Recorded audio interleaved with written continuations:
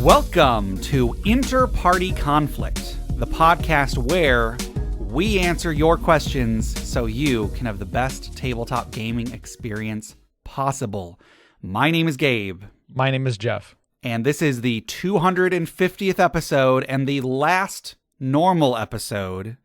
So I thought, what better way to end off the show with having a very special guest with us today, Justin from Crit Academy. Thanks for having me on today, Gabe. No problem. This is a fantastic honor. I've absolutely loved your show from the first time I discovered it. Thank you. On my lawnmower outside, looking for something to listen to. There you go. And nice. That should be our tagline, perfect for mowing the lawn. We had the wrong market the whole time. Oh, that's what the problem was. So, Justin, you were our very first guest. We had you on episode like 30 or something. And so when we made the announcement to end the show, I thought, what better way to end it out than have you back on? You've also been the guest that's been on the most times. So, we're always glad to have you. Well, thank you for bringing me back more than once. I appreciate that. No problem. That means I'm not as horrible as I envision sometimes. So let's assume maybe somebody's listening that has never listened to the show before. First off, welcome. Second off, sorry, this is the last episode. This is the last normal episode. We've been doing this for 5 years. I made the decision a few months ago. I consulted with Jeff that we were going to be getting the show, and so we tried to do a pretty good job of leading up to it. It was a little bit more difficult to lead up to the ending than I thought it would be because my work has been real stupid. And right after we decided to end the podcast, our schedule ended up getting busier than it ever was before. So we had to cancel a bunch of Patreon stuff early. But here we are. And this is, like I said, this is the last normal episode. We're still going to be doing an after party episode next week. And that's going to be a lot of fun. But for the time being, we're still going to try to make this a great episode. I think that hopefully everybody who listens to this will listen to next week's episode. I have noticed that our non-standard episodes do tend to get fewer listeners than our normal ones. Hopefully everybody listens to next week's episode. It's going to be pretty self-congratulatory, I think, but I think it's also still going to be a lot of fun for listeners. But I think this is still going to be a great send-off, even if you don't listen to next week's episode. But please do. Only the coolest listeners will listen to next week's episode. Jeff, we don't want to alienate our uncool listeners. I'm sure we have a lot of them. Whoa, okay. That's funny. So, Jeff, how are you doing today? I'm doing all right. Just been kind of enjoying a little long weekend for the holiday, and sure. And the fact that my job is still remote, so I just I never leave the house anymore, and I'm okay with it. Yep. Yeah, we're recording this one a little bit closer to the release date than usual, so we're recording this right after Christmas. Mm-hmm. So I hope everybody out there had a wonderful Christmas and continues to have a wonderful other holidays in the December, January area. Justin, how are you doing? I am exhausted. Yeah, I feel so literally the last couple days have been my first actual free days, and at least they're still kind of busy, but have been a lot of fun. Sure. Today is my last official break day before I get back to pounding the pavement tomorrow. So okay. I'm hoping this day doesn't end. Sure. I'm kind of the opposite. We just got off for Christmas and then we're off for the next week. So this is my first break in a while. I am technically off. But that means I have more work to do because I am behind. I see what you're saying. So sure. It's going to be good though. I'm planning on getting a lot done. So, sure. I would say the most exciting thing right now though is, I got a Switch. I think I talked about it briefly before the show started. So I'm super excited to delve into Zelda Breath of the Wild, and which means I will be going to bed slightly earlier, but just to crawl into bed to play my Switch, and then I'd probably stay up later. Yes, you'll be going to bed early, but falling asleep later. Yes. Maybe I might even outlast my wife, we'll see. But I'm super excited for that. And I got some really good books that I'm excited for as a business person, so it's been good. It's been a good holiday. That's awesome. I guess you guys want to go ahead and get into this episode? Yeah. Sure. For the last normal time. Oh.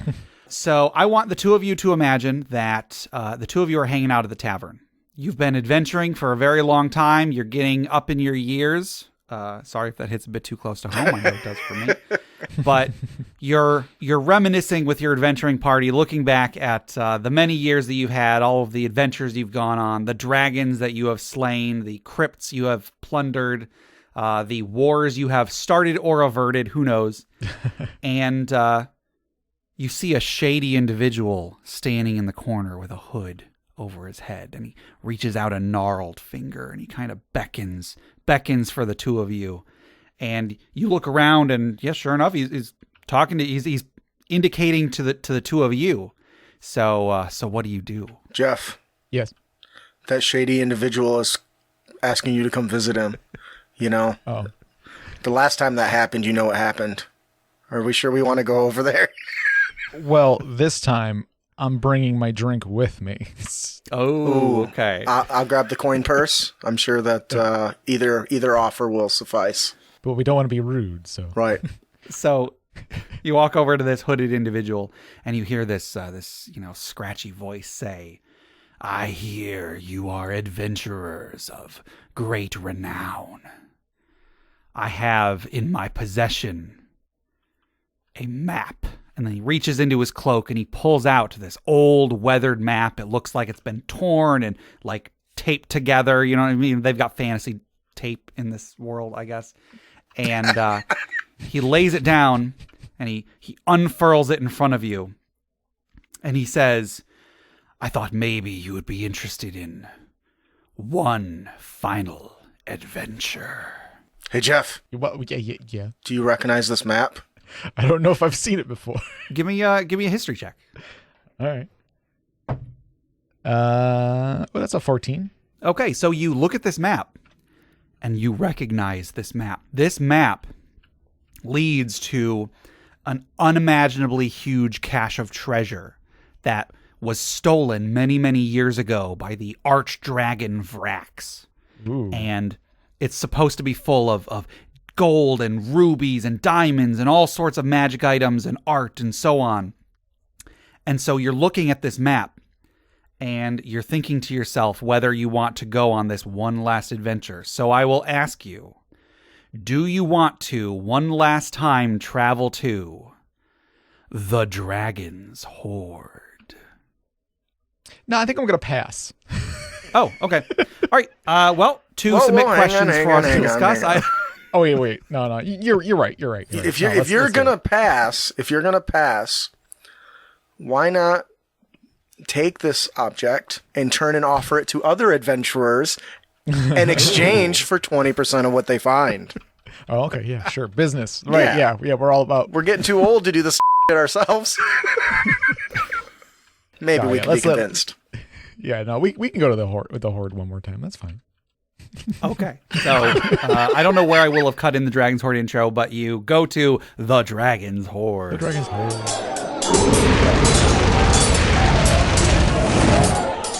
All right. So today, Justin has brought in a magic item. So, Justin, you have the floor. So, first, this item is called the Frostbringer, but I need to give you a little backstory before I give you the mechanics. So, myself and the hosts of the Crit Academy were on a show called Prep or Die, where we were given 20 minutes each to develop an entire adventure and story based on a few images. And I created what's called the Crystal Tower. And in this, an entire crystallized icy city, that a dwarven tundra city, had been destroyed and assaulted 1,000 years previous. And in order to prevent all of the dwarves' secret ancient fluid, which is used to create elixirs of eternal youth, he forged a magical war pick that would conjure forth and defend his territory with a giant monster known as a Nixpinar. And then he entrusted that to a group of elves as the entire dwarvish society was dying. And this is that item called the Frostbringer. It is a legendary war pick that requires attunement by a dwarf. When you hit with an attack using this magic war pick, the target takes an extra 2d4 cold damage. In addition, while you hold this weapon, you have resistance, immunity to fire damage. In freezing temperature, the blade sheds bright light in a 30-foot radius and dim light for an additional 30 feet. When you draw this weapon, you can extinguish all non-magical flames within 60 feet of you. This property can only be used once every minute. As an action, you can speak the weapon's command word. And when you do, you can attempt to beguile a beast that you can see within 60 feet. The target must succeed a DC 18 Wisdom saving throw or suffer the effects of the Dominate Beast spell. This effect does not require concentration for its entire duration, which lasts until you use this feature again. You or creatures that are friendly to you, that you are fighting it, do have advantage on the saving throw. All right. Domination. Yeah. I just want to say, first off, war picks are awesome. Yeah. So good job on that. I feel like more magic items should be war picks. It totally was a hammer that I thought was a war pick, and they told me after that it wasn't. I'm like, well, that's what I got from it. So, well, there you go. Yeah, I'm also a fan. I like whenever there's a magic item that is ice themed rather than fire themed. I feel like fire is a lot more common. Yeah. I also love that it requires attunement from a dwarf.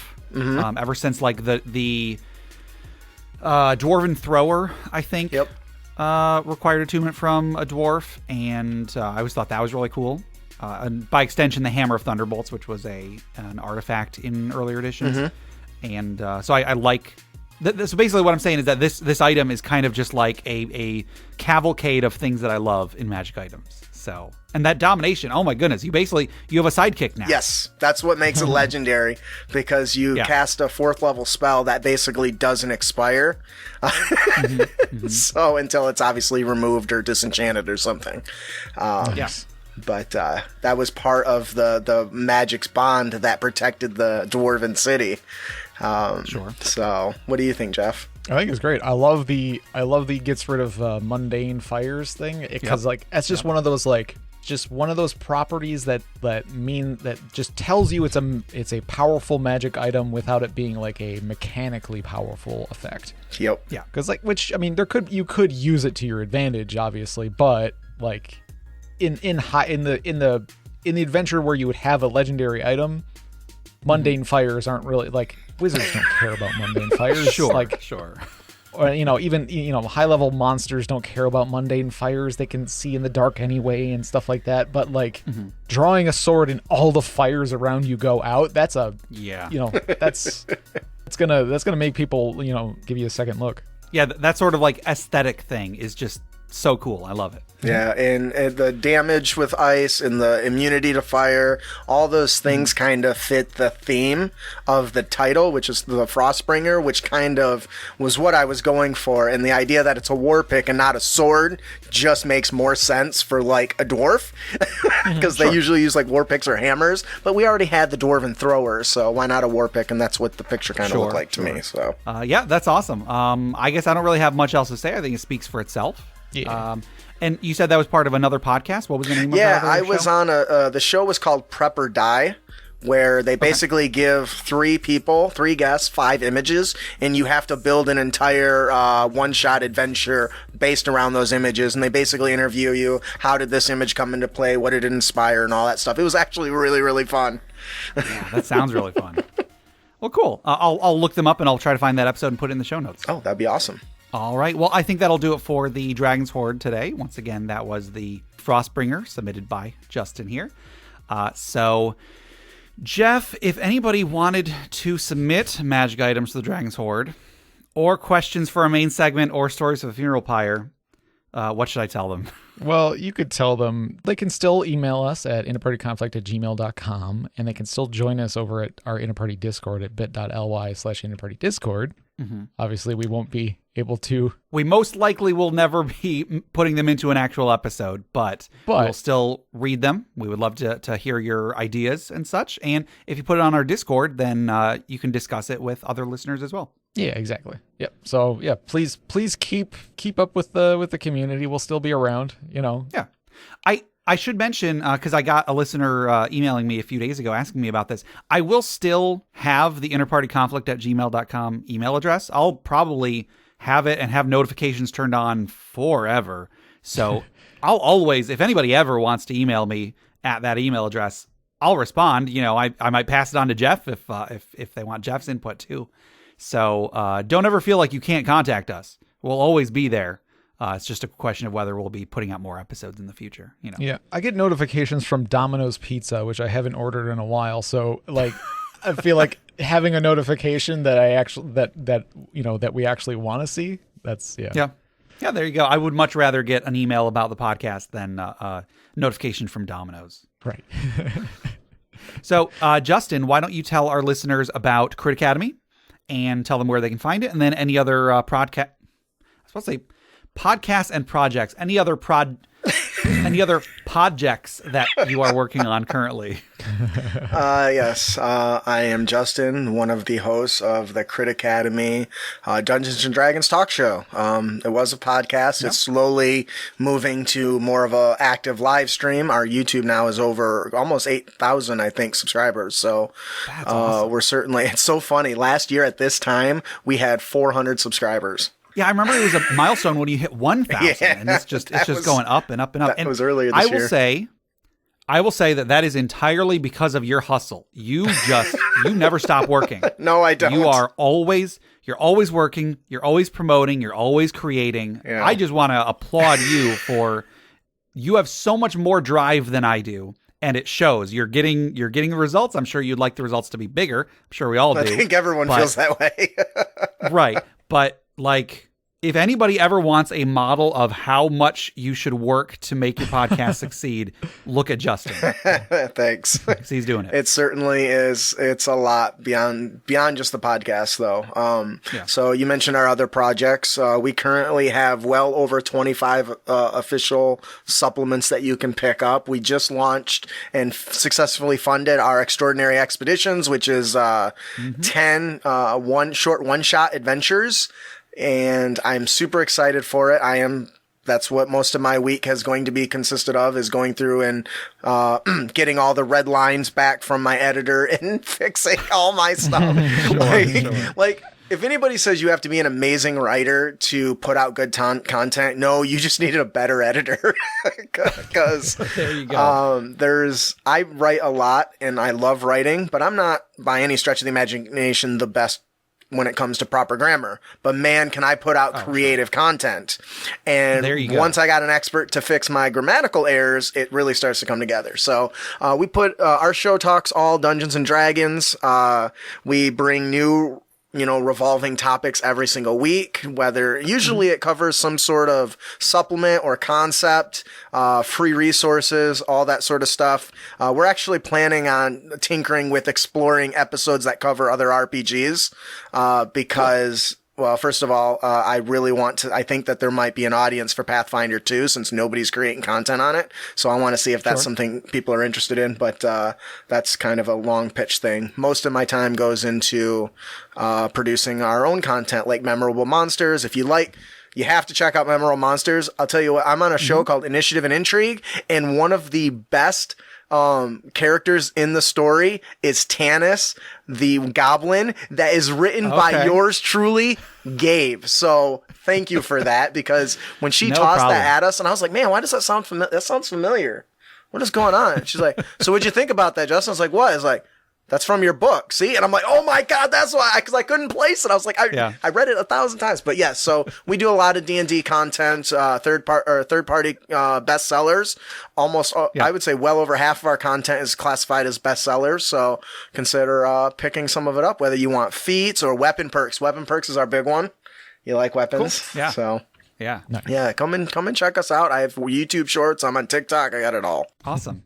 And yeah, you actually made me think of something. If listeners do want a way to, ask tabletop gaming related questions and our show isn't making episodes anymore, send them to Crit Academy. Yeah. I'm sure you guys can cover them at some point. I think you usually only cover like one main question or topic per episode. But Yep, we actually because we used to do a segment that was called "Let's Talk About Blank." That kind of has evolved into our new platform now allows them to comment live, and we respond to them in real time now instead of just picking a particular one. First of all, the algorithm loves that stuff, and plus it keeps it on topic, and we can answer more in a more natural flowing way than, all right, here's this question that only one person asked and the rest of you may or may not care about. Here we go.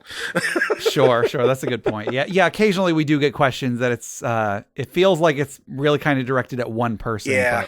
But sometimes those people will need that guidance, though. So, but yeah, you can ask us. I can't promise we'll answer your question. We'll certainly try. If not, I will do it in a 1-minute TikTok. There you go. Because I can make time for that 1-minute TikTok that takes me 10 to 20 minutes to make.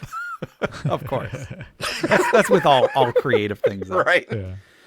Yeah, so everybody check out Crit Academy. There are a couple other podcasts on the Crit Nation Fellowship. I think only one of them is going to still be making episodes after we're done, though, and that's Brute Force and Ignorance. Yeah, they're an actual play podcast. That's one of those things that's going to get reevaluated this year. It had a really good point of driving traffic, but as everyone kind of dropped off, it's not really as potent as I would have hoped. Yeah, I can understand that. So yeah, whatever the case, you can go to critacademy.com, and Justin has links to content creators, to podcasters, to tons of stuff. If the stuff that Justin himself is making isn't enough for you, there's plenty of other stuff you can get. Yeah, pick up my stuff first, then check out other people's that are doing better than me. Sure. And I guess I'll also mention, if you want to hear more of my voice, I do have a couple other podcasts that have finished by now, but I did put out a few episodes of the Arcade Memories podcast, which is available on most platforms. I think it's anchor.fm/arcade memories. And then Nowhere Men, the Nowhere Man Project, where me and my friend Steve went through the entirety of the 1995 thriller drama TV show Nowhere Man. The episodes are very, very long. They're very in-depth, but if you watch the show and then listen to the podcast, I guarantee you'll have a good time. Yeah. That's at anchor.fm/nowhere men. And then we also, it's on this feed, but we did do, with Justin, we did an actual play that had 6 episodes a couple of years ago that I called At the Gaming Table. I think I put them out last year during quarantine in like April or something. Anything else either you guys want to plug before we go on to questions? Hey, if you want to catch Crit Academy, please consider heading on over to youtube.com/c/Crit Academy. Catch us live every Sunday at 7 p.m. Eastern. We'll answer your questions and we'll talk D&D. Hoorah! There you go. All right, enough of all the admin. Let's get into our final questions, Jeff. Sad whoosh. So, listeners, what we've been doing the last couple anniversary episodes, like on like the 100th, 150th, 200th episodes, is we've been just kind of like lightning rounding through a bunch of the questions that have been on our list for a long time. And since this is the last one, we are doing we're doing all of our questions that we have left over. If you have submitted a question to the show and it is not in this episode, sorry, I must either not have gotten your message or I forgot about it. I apologize, but we've done a lot of questions. And so we're going to finish out the ones that we have on record, I guess. So I kind of want to have that badge of let's do all of them. So sure. We answered every question there possibly could ever be about tabletop role-playing games, right? You heard it here. That's what we did. That's why we're ending the show, because there's just no more questions. Yeah, after today there will be no more topics. You guys made it to 250 episodes, and that is a hell of an accomplishment, and you should be proud. Thank you very much. I mean, Justin, what number are you guys on? Aren't you guys 250? More? Well, okay, there you go. That's the next one we record, I think. It's 250. Gotcha. Yeah, because you take breaks more than we do, so we were slowly catching up to you. But we're taking the longest break after this. So, anyway, the great break. So congratulations to both of our podcasts. Yeah, most die after like together 3 we have episodes. 500. So that's a lot. Together we do have 500. There we go. All right. Our first question comes from Autumn Wind on Discord, and they ask, what is a good way to bring up the subject if you think the DM is kneecapping certain skills, such as setting a DC too high? Yeah. So, let's say you're playing a character that you've focused on a particular skill, And, I'm sure I've been there. I'm sure you guys have probably been there at some point where a player has a really high skill and you don't want them to just always succeed. So sometimes you will maybe bump up the DC a little bit to give them a little bit more of a challenge. Yeah. As a player, if you find out that that's what's happening, if you get a hunch that that's what's happening, that can kind of suck. Yeah. So what's the best way to bring that up? Take a baseball bat to their kneecap. See how they like it. Okay. No? Okay. All right. Next question. Yeah. This is a lightning round. One answer we usually give a lot is just talk it out, and maybe not always talk it out outside of the game. Yeah. Send them an email after the session. Yeah. Nothing, just to make sure it doesn't get like super awkward or anything like that. But. Mm-hmm. So if that's the approach you take, because that is the most common, and usually that's the one that works. Because if you just say, hey, why I feel like this DC is always higher because I'm proficient and have expertise into it, is there a reason for that? If they if they're going to come out and say, I don't want you to succeed as often, well, then I want to rebuild my character because I can put that tool somewhere else. The one thing, and I would say this is more for the DM, if you're listening, if this is you and somebody approaches you, you have to realize people dedicated resources to being really, really good at something. It's our job to let that character shine for that thing that they put their resources into. So if you're artificially inflating DCs just because they're succeeding on it, then you need to reevaluate why you're choosing to be a dungeon master, because part of our responsibility is to ensure they have fun. And that person went out of their way to make sure that they're really, really good at that. And I'll give a really good example that happens this often. Thieves who pick lockpicking, they often put expertise into that, or they put expertise into deception. Those are skills and resources that they have to pick and manage and choose. So if you're this player and you've done this and your DM is, what did the word they use? Kneecapping it, then you need to explain to them, hey, are you doing this because I'm good at it? If you are, then I want to change what it is I'm good at. So you can continue kneecapping that and nobody will pass it and I'll go do this other thing. Because there are, combative DMs, what is that called? Combative DMs or just like, I don't know, bad DMs. Bad DMs. Well, I think some DMs don't know they're doing it, right? But I think most don't understand that is your responsibility to make sure that person has fun. Okay, they might fail once or twice, but there's a recommended table of DCs. Use that. Sure. Because then you're never at fault. I think this should be hard. Doesn't matter what the person's skill is or what it is. If they're good at it, they're going to succeed, and then move on. Okay, I've got my long-winded answer out of the way. No, that's fine. So the answer is tell your DM to listen to this episode. Yeah, sure. Or just this podcast in general. And then send an email to interpartyconflict@gmail and tell them you want them to come back for more of these episodes. Sure. I do have some advice for the DM in this case. Would be if you have a player who's really good at that one thing and they're getting through that too easily, like don't make that the challenge. Like make that part of the challenge, but don't make that what is if that's what's going to solve the whole adventure, don't make it that. Make it something different. Ooh, that's good. Like if they're really good at picking locks, make sure there's plenty of locks for them to pick because it makes them feel cool. Yeah. But don't make it that the princess that they're rescuing is just behind a locked door. Yeah. Ooh, like I've said before that if a single roll or a single skill check or a single ability ruins the adventure, it probably wasn't a very good adventure. So yeah, if there is only one obstacle and a player happens to be really good at overcoming that obstacle, they're gonna get through it unless you're kneecapping the skill. But you shouldn't be kneecapping the skill because there should be multiple challenges. It shouldn't just be one lockpick check. It shouldn't just be one stealth check or whatever. It should be a combination of things. And like Justin was saying, the player put work into being good at that thing. So you should be letting them excel at that thing most of the time. Right. You should let them feel cool. You should just be building your adventures so that them feeling cool isn't the one thing that gets through the adventure. the other player should be feeling cool. The other player should be feeling like there's tension. They should be scared because there's danger, whatever. There should be multiple obstacles on the way. A really good example for that, and I'll use the thievery as the example here because that's what we're talking about.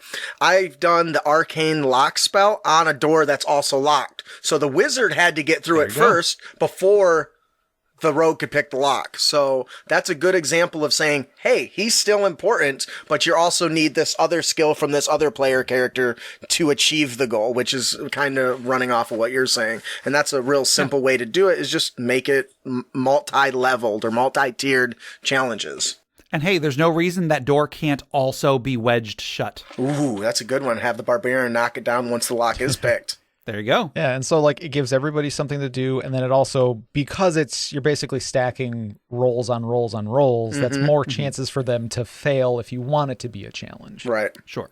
And if they do fail, make sure, I'm getting off script here, is make sure that you aren't just saying, oh, you failed, you can't open the door. Make it a story branch now. In order to get past that, they have to go do this other thing. Now the guard shows up and now they gotta mug him and take a key or something because they couldn't pick the lock or they couldn't break the charm or whatever. So. Yeah, 100%. Failure should always lead to a branch in the story, not a dead end. Right. All right, we have another question from Arcanist Winterbrand on email, and they ask, I'm making music playlists for my D&D game. What playlist themes, combat music, tavern music, etc., would I need to cover all of the various states of play? Yeah, so like you want to have some music to go along with your game. What bases should you have covered to make sure that when the game is going on, you've got something for most, if not all, situations? I got a short, quick, dirty answer. Okay. Go to bardly.io. They have a little section. You can even just take it for a spin, and they have it broken down, their audio, even the free stuff, by town, wild, below, which is like caverns, coast, lost, battle, journey, revelry, chase, sundry, dynamic, whatever you want. Well, dang. And use that as a template. Yeah. Yeah, there are definitely little services and stuff where like I've even found some simple ones where it's just like there's a couple sliders you can move around or something, and it's just sort of like, do you want tavern background chatter noise or something like that? But, although because they have a few examples, like, so combat music, tavern music. One I would also suggest is stealth music. Ooh, okay. Like the sneaky, like heist music. So something to set the mood of like a tense, but you're trying to stay quiet and a tense kind of a feel to it. You could totally snip the audio from those old cartoons with the thief sneaking around, and like occasionally have the little creaks in the wood when they take a step. Give me a stealth check. Creak. Oh, sorry. There you go. Yeah, I mean, using something like bardly.io is a great idea because they've got all the categories right there. That's probably the easiest answer we can give. I guess I was gonna say like town music, underground music, water music, combat music, treasure music. I don't know. I mean, treasure music. Oh, yeah, like a triumphant music. I think that victory music. Yeah. Like a little bit of a victory fanfare. Yeah. Oh, yeah. Yes. Yeah. Hell yes. I wouldn't say no to that. Yeah. Okay. Next one comes from David on email, and they ask, have you ever played or encountered somebody else playing an alternate character in a campaign? Did it enhance the gameplay in unexpected ways, or did it hurt the campaign in expected ways, or both? Yeah, so like that's when you've got a player who they've made more than one character, and then partway through the campaign they switch from one character to the second character. Maybe they switch back for another adventure later on.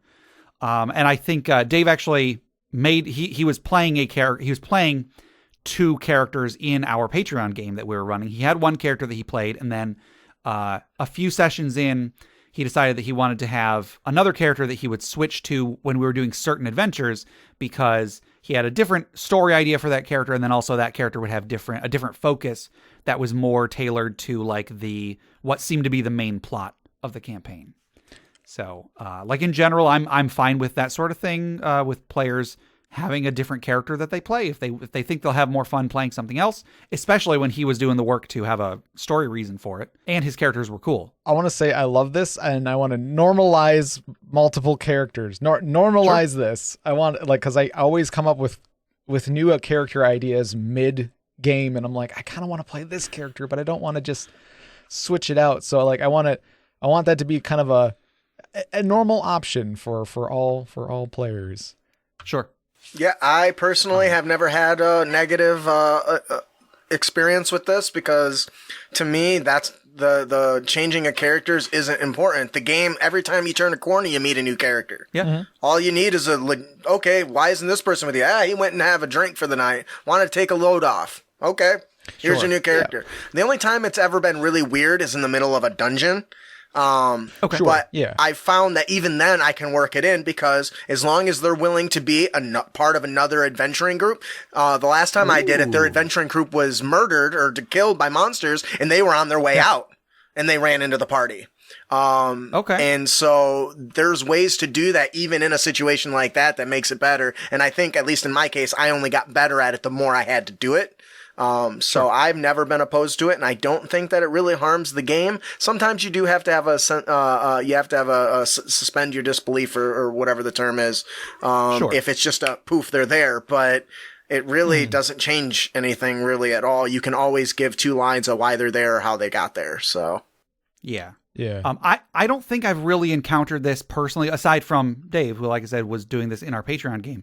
I don't really think I've played in many games where this has happened, but I'm totally for it.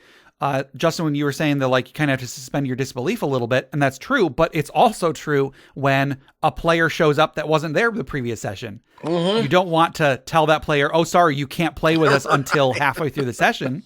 So if you're, I'm willing to suspend my disbelief in that case. So sure, I'll do whatever it takes for the players at the table to be having fun. I got so lazy one time. The player showed up and I says, okay, I sent him a single text that says, all right, you have to apologize that you were late. You were stuck on the crapper with the runs. Tell him thank you for killing all the monsters on the way in. And that they basically, I didn't have to do nothing. He ran up. He says, I'm sorry, guys. I really had the runs. And I ran here, too. Thanks for killing everything. Let's do this. And it's as simple as that. Yeah. If you do think that the campaign might be doing something like this, you can sort of, either as a player or as a DM, I guess, you can prepare for it by establishing that either your character or the adventuring party is part of some sort of a bigger organization like a guild or whatever, because if you already have a story reason for why you would know and trust these characters, it makes the transition even smoother. Yeah. So if it's just like, this isn't a completely new person that you're just running into and now you're putting your life on the line to protect them, it's this person that we've worked with, off camera in the past. So we're just working with them again. It's no big deal. There's, and if you're really that concerned about it, there is a product you can pick up for $1 on DM's Guild called 100 Ways to Excuse Character Absence, which is great because it ties it not only to like class. Like I think one of my favorites was that I actually used was the cleric got called to do his like monthly duty of cleaning or some BS and had to scrub off some graffiti off of one of the temples nearby. There's a bunch of those. So there are resources out there that can help with that if you're not good at coming up with it yourself. So yeah, and you got to think that like, even the best adventurer needs breaks. So like the idea of like somebody going from dungeon to dungeon to dungeon, and it's like, well, guys, I don't feel like doing a dungeon today. But my cousin who is this class, like he's willing to step in. But I just thinking of like the mundane lives of adventurers, like they might actually, want to take a break for a minute and then, just bring in another character. Sure.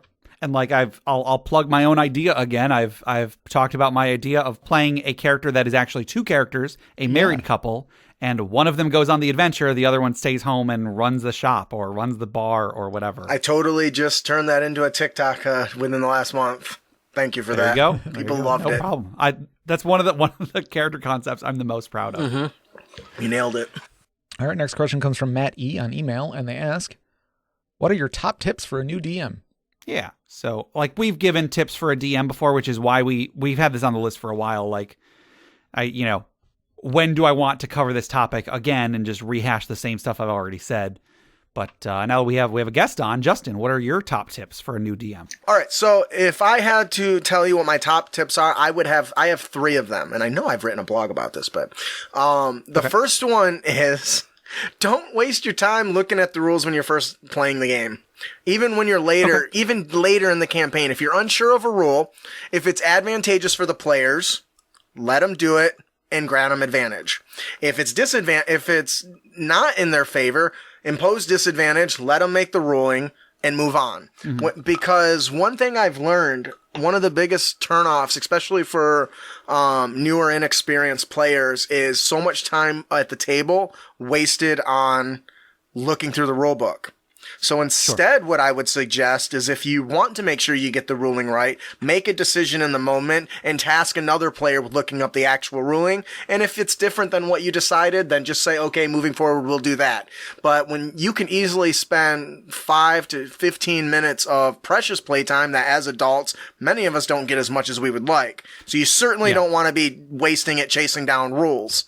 So that would be probably my number one tips for a new DM is just roll with it. Quite literally. If you don't know, just make it up. The book actually tells you to do that, and worry about the rules later because that comes in time and you learn it in time. The next thing that I would do is don't be afraid to ask your players to have them manage some stuff like initiative or handling monsters if you do minis. All that stuff. The less burden you have on yourself, the easier the flow of the game will go. And then my last tip would be focus on flow of the game. That goes back to kind of the rules thing. It's okay to have everyone learning the game and doing the roles. When you do that, don't focus on narrating it as they do it. Wait till everything is done. Do all the actions, roll all the dice, and then once all that's done, then narrate what happens, and then let that transition into the next turn. So that way you're not narrating and interrupting the player as they're doing individual actions. Ask for all the actions, then narrate it, and then transition into the next turn. I promise not only will that make your game smoother, but it'll be more memorable to the next person as you've just now recently described exactly what's happening as they're paying attention. So those are my top 3. Sorry. No, that's fine. The last one in particular I think is a great idea that I don't do as often as I should. Me too. Yeah, that's hard. That's hard to get into, but that is definitely a good way to go about it. I've been pushing it a lot in my the last like 6 months. So, but I do forget sometimes. Sure. Jeff, what do you got?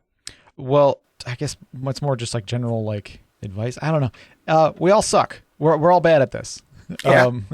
Like we are not in this world. We are making it up. It's in our imaginations. So like if you're having a hard time describing a thing, or if you feel like you're doing a terrible job at setting up a puzzle or setting up the combat or something like that, like it's just don't feel bad. We're all like this.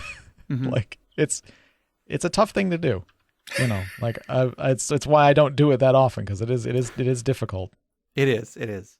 But don't get discouraged is my top tip. Okay, I've got 3 like Justin did, and the first one is actually relax. So very much like Jeff was just saying, we're all bad at this. Even the ones that you think are really really good, they probably consider themselves to be pretty bad at it in a lot of ways. So just chill out. You're gonna do a great job. Even if you don't do a great job, you'll do a great job. You'll do a better job the next time. You'll do a better job if you relax than if you don't relax. 100%. So relax is number 1. Number 2 would be listen to your players.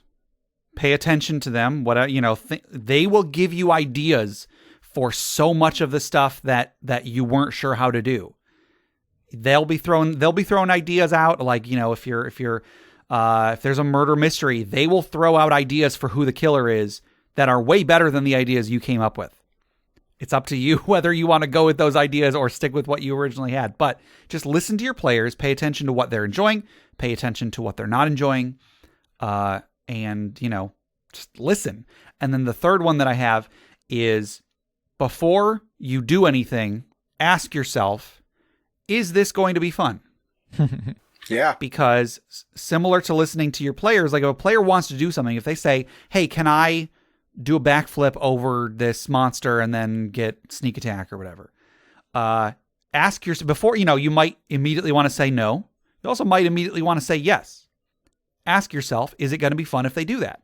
In the case of backflipping over a monster and sneak attacking them, of course it's going to be fun. But if they say something like, okay, I want to try and, rig up a pulley system to pull on this switch on the wall, and then they are spending 5 minutes describing how they're going to do it. Does G resent the fact that you bring that up so often? I don't know, and I hope he doesn't. I hope he doesn't, because it's a learning experience for everybody.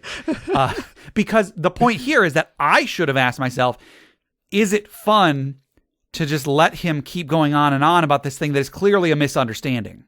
That I could easily clear up in just a second and be like, well, no, it's not a switch. It's just a peg on the wall.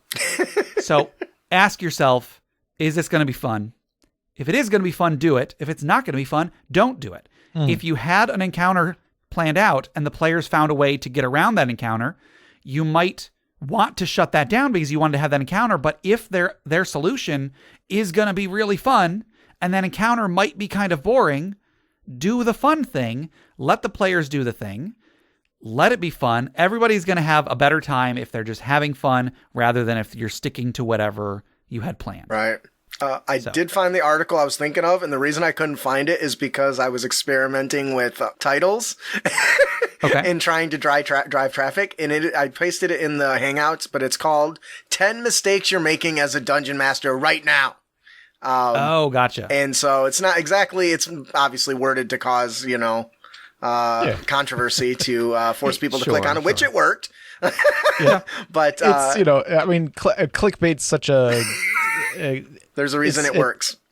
Right. I feel like clickbait has become a dirty word, but it encourages it's advertising. And it's unfortunately. I want to know what number 4 is and why it's going to shock me. But yes, it does include all things that are really great for new and veteran players that will really. So I highly recommend. I'll put that in the show notes. Okay, so listeners can check that out. All right, our next one comes from Peter K on email, and they ask, "What is the most fun way a PC has died in a game you've been in?" Yeah, so the reason this one's been on the list for a long time is because we kind of already do a segment about that, and that's the Funeral Pyre. Mm-hmm. And the ways PCs have died in the campaigns I played in, most of them have already been covered. Sure. So, I guess let's go around the table and tell us the most fun way a PC has died in a game you've been in. Justin, what do you got? It doesn't have to be my PC, does it? I don't think so. No. Great. Let me tell you the story of my good friend Darmore. When I ran this, I'm the DM for this group, and his character died by disintegration ray from a beholder. Fast forward 3 months, we're doing a high-level PvP. He decides he's going to play Garmore again. Well, I couldn't resist making sure I took Disintegration Ray for my wizard. So took so much joy when I turned him to ash with Disintegration Ray. Because now not only has he died at my hands as a DM, but also as a vindictive player. He did not appreciate it, but it was awesome. Everyone at the table just looked at me and said, "No, you didn't." There you go. Next time, if they ever play that character again, you should bring just like a pie, just like a little handful of like sand or ash or something, and say like, "Oh, here, I got a miniature for you." Oh no! Oh my God, Jeff, that's glorious! I love it. Or painstakingly paint a miniature that is just a pile of ash. Say, "Is this your cousin?" I don't know. It was fun for me. He certainly was not happy with it, but we went in there agreeing to be adults. Sure. I'm just That's another thing. Like, I feel like most of the times when a PC dies, it's not fun. Oh, he didn't think it was fun when I disintegrated him, but what's funny, you guys ever played Mario? You know how you got the big chomp on the chain? Yeah. The beholder was locked in place, so all they had to do was leave. But there was a very powerful magic item that was radiating energy on the other side of it, so they were... See, their hands were tied. They had to go to get the item. The greed very tantalizing. Jeff, do you have there a most fun way a PC has died in a game you've been in? I mean, like, There was the character death of mine where I was grappled by a dragon, and then the breath weapon shot me out with the breath weapon and killed me. Like that's That's cool. That's such a painful image to imagine. It's like, oh goodness, like you're fighting a dragon, it grabs you in its mouth, and then it uses its breath weapon, and you're just like, nope, I can't. There's nothing I can do to dodge that. That sounds really fun, Jeff. Thanks. Yeah, it's a lot of fun. No, I mean, like it was a fun battle. Like I remember it because it was like on top of a building. We were in like Sharn, City of Towers, fighting a dragon and like flying around and stuff. An alchemical dragon. Yes. So it was. That sounds awesome. You know, it was a pretty cool fight, and like there was a death involved. So I guess that's fine. Yeah, and I should say that was a game that Jay was running. You know, if I'm gonna give Jay a hard time for the stupid thing that happened in the Age of Worms, where he misunderstood and then I misunderstood, and then it was just a terrible on all accounts. He also ran a great campaign with some super epic encounters, and that was one of them. That sounds dope. Yeah, Jay can craft an encounter pretty well. Yes, he can. So I would say that again, they're not really fun, but one that comes to mind for me is it was played by our friend Chris, who was on the podcast many years ago. Dang. And we were doing an adventure that has become notorious, and the adventure was called The Black Egg. It was an adventure from Dungeon Magazine. Basically, a meteor falls from the sky. The meteor turns out to actually be a dungeon that has a powerful artifact inside, and a bunch of cultists are inside the meteor trying to escape with the artifact. And we get in there. There's this nasty encounter that takes place in a room filled with poison. And Jay's character had, I think, already died earlier that adventure, and we were able to raise him mid-adventure. My character died in that battle, I think, and he had a free true. All of us had a free true res. Jay had already used his, unfortunately. My free true res kicked in during the fight. Chris was very close to death. However, the thing about Chris is that the DM at the time, her name's Melissa. Melissa was never able to kill Chris. He prided himself on never letting Melissa kill his character. And so when he knew his character was about to die, he decided, no, I'm going out on my terms. And so he killed himself. That is rather savage. than let Melissa kill him. And then, of course, he had a true res as well. So he came back next round, full hit points and everything. But it was by his own hand instead of by the DM's hand. So and it's like the justification that like he saw somebody else die and immediately come back, so he's like, well, I'm going to do that too. Like, knowing his character, I don't think he needed justification. Sure. He's like, man, this sucks. Ugh, slit his own throat. So that's what I got. Our next one comes from Ravel G on email, and they ask, what are your opinions on Gith? This is as in Gith Yankee and Gith Sarai? Yep. Okay. Gith Yankee, Gith Sarai. Because isn't there a race? It's not in. I forget what setting it's in, but there's like the hippo people. No, you're thinking of GIF, GIFF, the gun-toting hippo people. Yeah. Okay. So, I was like, when I saw the word, I was like, Gith. I'm pretty sure they mean Gith Yankee, but isn't there another Gith? There's Gith Sarai and Gith Yankee. Gith Yankee are the terrible people that I dislike so much that when I played Baldur's Gate 3, I literally killed my first character in the game that was my ally because she was not only Gith Yankee, but she was just a pain in the ass. So I just shot her. I was just like, you're annoying me. That answers the question, I guess. Gith Sarai are pretty cool, though. They're like monks. Yeah. Very much. Yeah, I do like Gith Sarai. I think I like how they're monks because I like monks. I like how Gith Sarai monks come from a monastery that is on the plane of limbo. So it's like this plane of absolute chaos, yet they have a bastion of order that's amidst all of it. Absolutely. I love that concept. That is dope. I don't really have strong opinions about Gith Yankee. They're evil, they're like chaotic evil humanoids, so I guess they're kind of bland in some ways, but they have silver swords, which I think are a very, very cool thematic thing. Isn't it like a living silver or something like that? The blades are made of liquid. Like they're liquid that is in the form of a sword, and like it might, slosh around a little bit while they're using it, but it behaves like a regular sword, except it's made out of liquid. And then it has a special ability that if you are on the astral plane via astral projecting, they're able to sever the cord that connects your spirit to your body. Yep. They cool. That's they're right. very religious when it comes to their swords. That I actually built an encounter around the player characters finding a silver sword just to have the Gith Zerai, which was magical, great sword and everything, but have a Gith, the Gith Yankee, not Gith Zerai, the Gith Yankee show up and threaten them, like, you give it me back or you die. And obviously, they were like level 3, so the Gith Yankee was like, I mean, basically, as the sky ripped open and this giant ship came through and they all landed in front of them like, hey, hand it over. That doesn't belong to you. Right. So, like, I like the stuff that comes with Githyanki, but I don't really care much for Githyanki themselves. Yeah. I don't know too much about the Gith other than their, like, a little bit about their connection to mind flayers and stuff like that. Like, sure. Previously enslaved and all that jazz, and that's so, like, they are, like, evil usually, and so, like, you want to hate them, but at the same time you're like, well, they also hate the mind flayers, so, like, sure, yeah, you have reason to, like, team up with them and stuff like that sometimes. After they were enslaved by the brutish mind flayers, they hated the way they were treated so much that they decided to do it to other people. Right? Yeah. I think that's what split their faction, isn't it? They're not like, I think you're right, but they're not, like, necessarily redeemable, but like they're useful in a they can be useful in a story. The friend, the enemy of my enemy is my ally type of thing. I agree with that. Yeah, sure. Yeah, and that can be pretty interesting sometimes. Yeah. Just one more quick thing I'll say about Gith Zerai.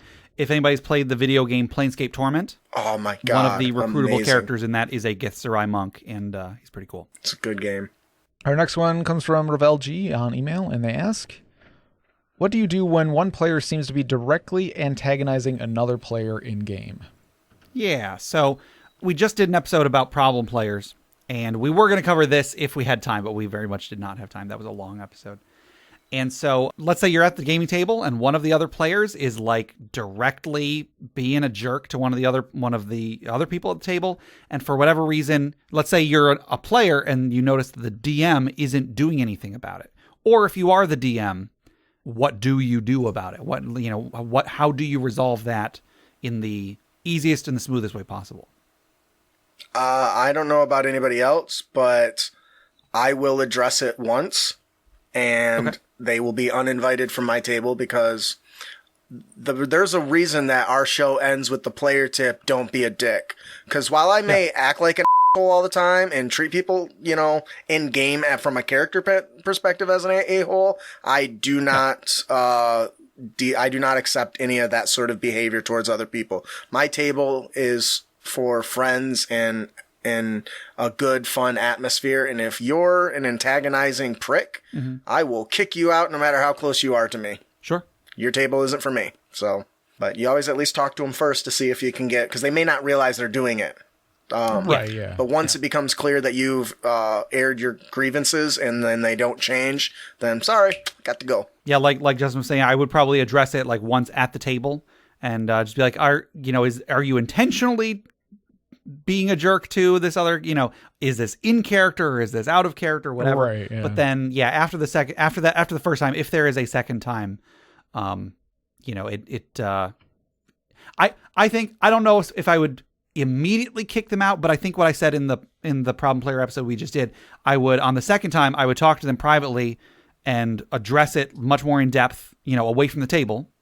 And then if it doesn't stop after that, get rid of them after that. Yeah.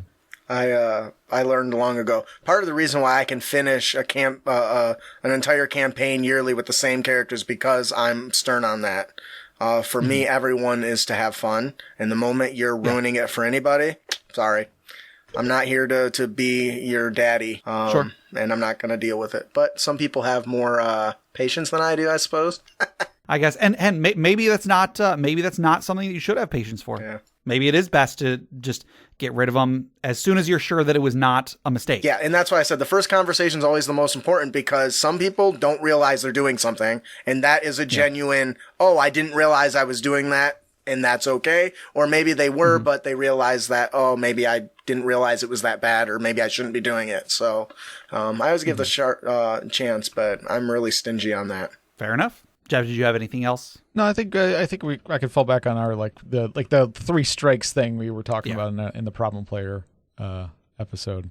It's it's like bring it up once at the table, bring it up a third time or a second time, in private. Third time, they're done. Just get them out of there, yeah. See, that's patience to me. Sure. And I guess I would actually say I haven't encountered this very much, and that's why probably I'm more patient. If it had happened more, I would probably be, maybe a 2-strike. Yeah, sure. That's true. Instead. That's true. All right, our next question comes from the Sky King for 2069. Cool Nice. This is on Reddit. How can I play a narrow-minded, self-centered character in a party without ruining everyone else's experience? Justin, do you have anything to say about this? I do, actually. Okay. I have run characters like this. In order to successfully do this, you have to understand what your character is getting out of it. If your character is so self-centered, there needs to be the reason they're doing something. So, let's do a typical adventure to save the princess. Yeah. Why do they care if they save the princess? Is it they're going to be rewarded with great treasure? Do they know the person and it's in their best interest? Maybe they owe somebody money. Whatever it is, the sole focus of getting this goal is based around your character. That means sacrificing other people if it's necessary. But you have to make sure that if you're going to run a character like this, you talk to the team in session 0 or before the game starts. I'm interested in this. Is this going to be a problem? Because it doesn't matter how good of a character flaws you have and how good you roleplay it if nobody wants that character. And so as cool as it is, I get away with running stuff like this because I've already talked to my team about it. And usually I'm the DM, so they just kill whatever pisses them off. But when you are the player, you need to talk to the players because if they're aware of it, they'll be more engaged in how you play your character, realizing, oh, I agreed to this, I understand it, and it's not going to create any animosity. If you surprise them, you're going to have a whole different game at your table, and that's not something that they signed up for. So it's okay to do, but it needs to be brought to the attention of everybody else because your character will just be better if everyone else understands and is engaged in it, not if they're standoffish and they won't react to your selfishness. I'll give you a really small, quick example. My character that I ran was very focused on bettering himself. So when they went to go meet with a noble, he insisted that he lead the conversation. He was the talking piece. He had 0 charisma. So going into it, the players already knew that. So what they did is they took all their skills and powers and did everything they can to bring his charisma up. So using magic and stuff, they able to let me do what I wanted. And it ended up being in there, allowing them to add their own skills and features to better assist, whether it was just taking the help action. One of them was the guidance spell or prayer or whatever you want to call it. So you can't do stuff like that without their help. So that would be my take. If you're going to run it, talk to the team, see if they're okay. Then they're going to end up being aware of it and helping you along the way. Sorry. Yeah, I think that's really good. I was going to say 2 things, and they are pretty much they are pretty much part of what you were just saying. And the 2 things that I would say is make it clear to the other players that it is in character, not out of character. Like if the characters are rude to each other, that's fine. It's when the players are rude to each other that it's a problem. So make it clear that it is in character and that you, the player, don't mean to be self-centered. You're not trying to hog the spotlight. Right. You're trying to just play a character that is self-centered. And then just like you were saying, just make sure that it's for a character reason. If your reasoning is just, I just want my character to just kind of be a jerk. That's not a reason. Not a good reason. Right. Yeah. So if it is for a particular goal, go for it. You know, if I feel like if I was a player and one of the other players was playing their character as a jerk, but then I began to realize, they negotiated extra money for their character and not for our characters because they're trying to get extra money to like save the orphanage or something. I don't know. Whatever. If I saw that it was for a reason, it is so much more palatable than if it's just, no, they just want more money. Right. And the players knowing that makes a huge difference. Like I said, the last one I ran that was selfish because he had come from an adventure party of people that he had been friends with for a long time and they all died.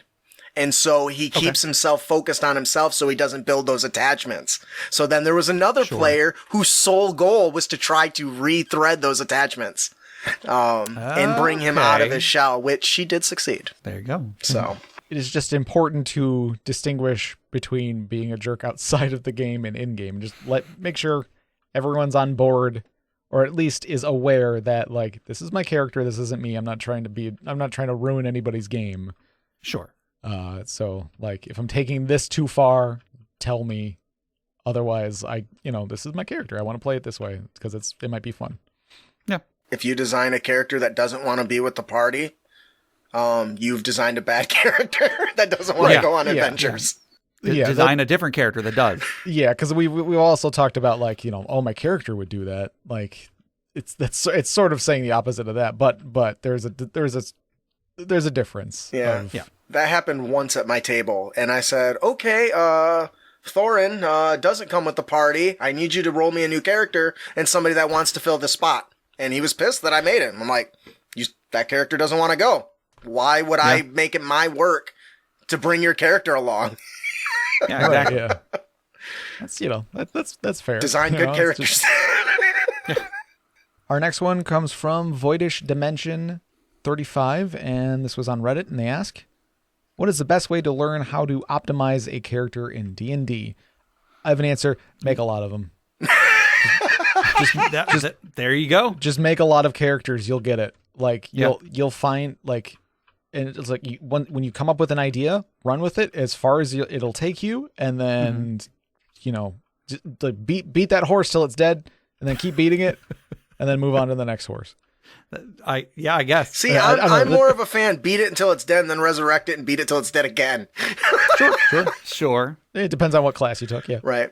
But yeah, no, like that. I mean, that's one of the best parts of the game for me personally, is just building characters and like optimizing them. But like, I don't always try to be like, I don't try to do the most optimized build in the game. Like, I'm not trying to go too meta with it. It's more just like, you find a fun little combination of class and skill and abilities or something like that, and you're like, you know what, that would be really cool. Yeah. Let's see how far I can take that. Let's see how good I can make that character.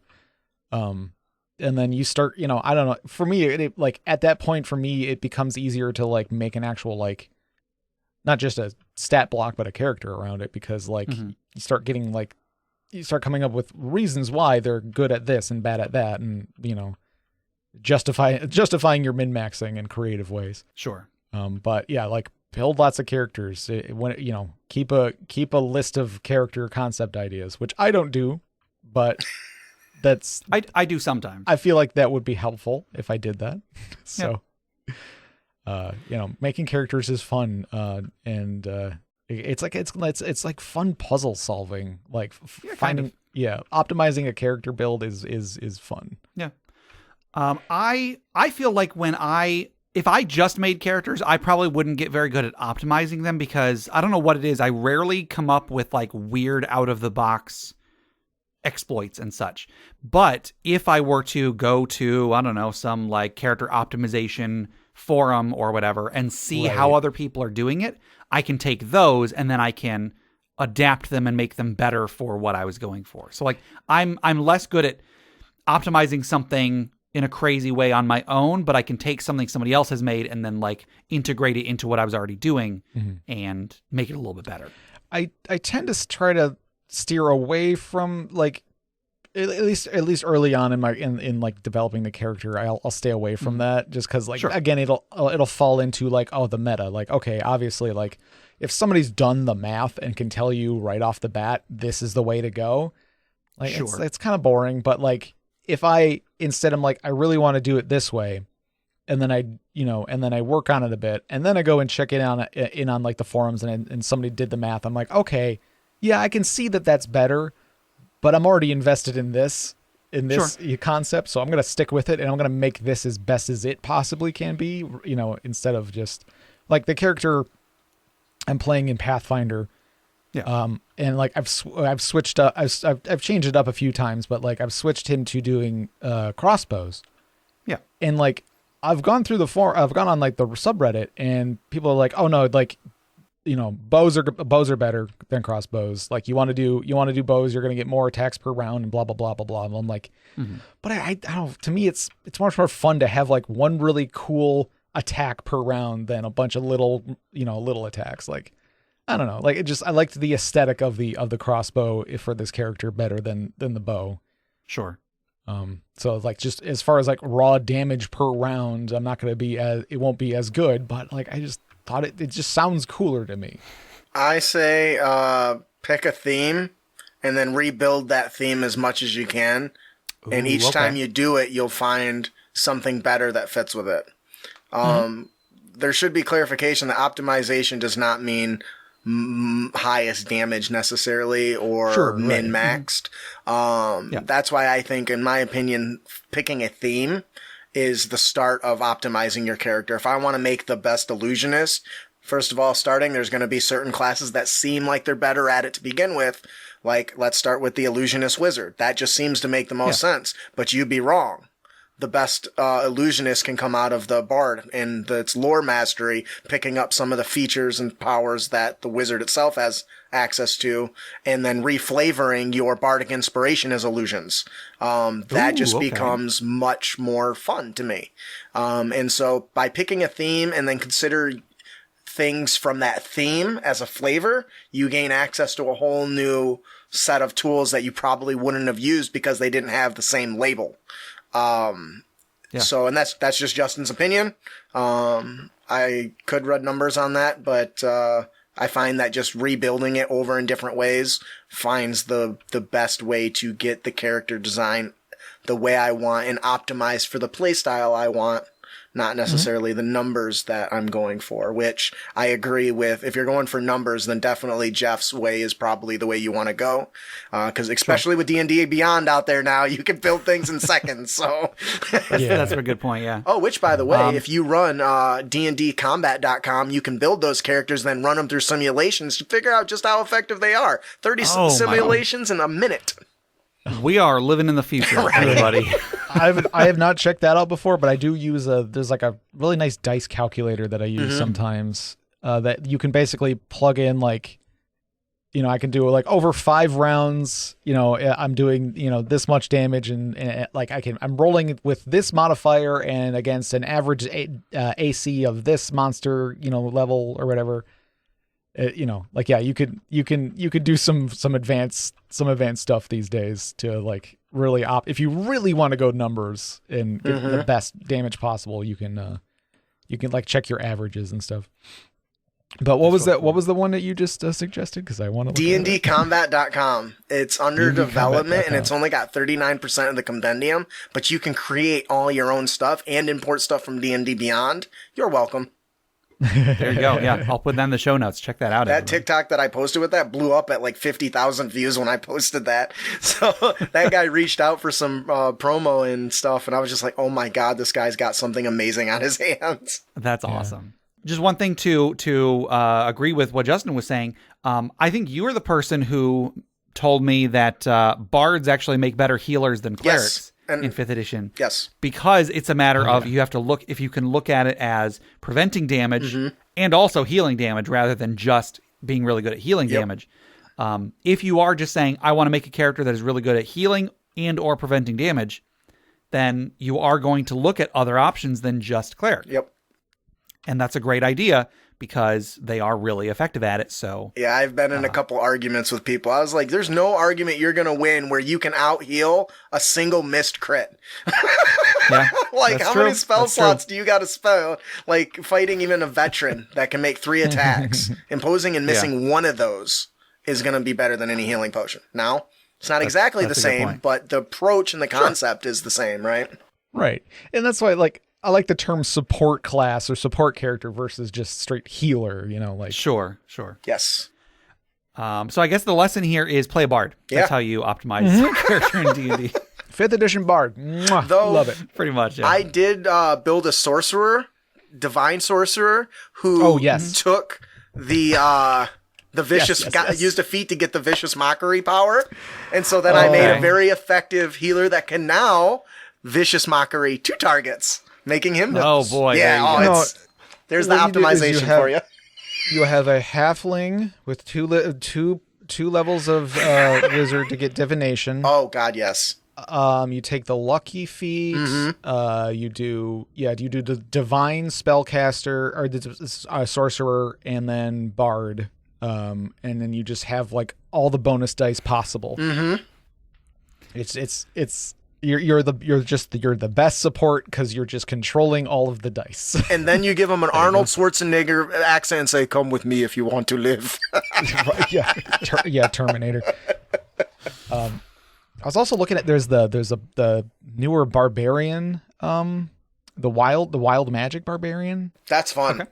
That one looks though. actually like I like that one a lot actually. It's fun. It looks really cool, and it was like make that mixed with the sorcerer thing that gives you like bonus to your. It gives you like a D4 bonus to your rolls, like every short rest or something like that. The barbarian's idea of healing is I rage and choke everyone. Nobody gets hurt now. Right. Yeah.